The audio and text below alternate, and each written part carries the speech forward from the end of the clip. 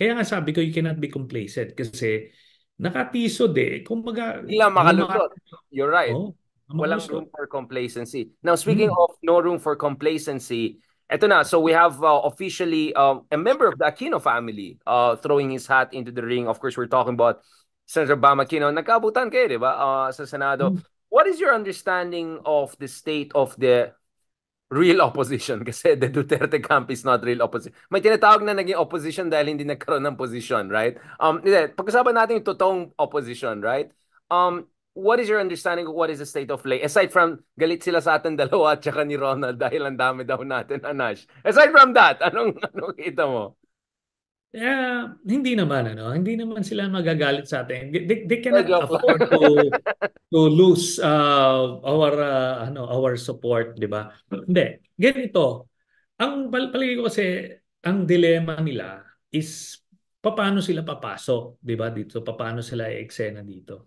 Pero yan sila Senator Bam, meron niyang sariling network na na-establish when he was still a senator. Si Senator Kiko, meron din silang brand of campaigning, mas extensive din yung local network niyan. So they will work quietly kasi kahit papaano they have alam na nila kung paano manalo na eleksyon, no?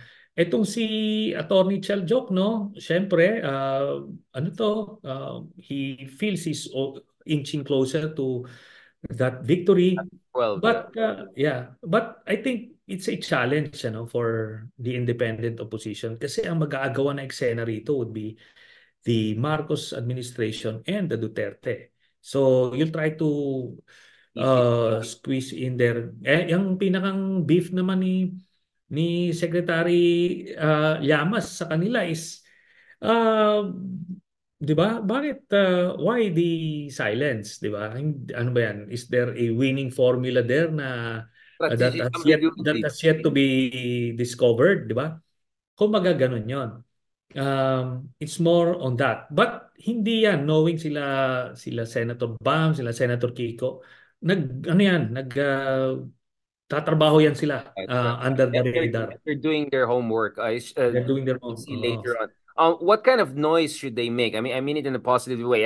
First thing, meron na silang radio show, 'di ba? Kung saan pinag-usapan nila yung mga pangangailangan ng bayan. Ito si Pangilinan, Jokno, and Bam Aquino. So there's some move there. Bam Aquino has been doing a lot of interesting travel vlogs, yung mga ganun type since last year. So medyo is working on the social media front. What else do you need? I mean, the reason I'm saying this is the president, as we speak, is moving in the direction of what we were discussing a few months ago. Itong grand coalition na sinasabi ko. Obviously, what stands out is hindi kasamang hukbong ni Sara dun sa binubuong grand coalition ni Marcos. So that tells you a lot.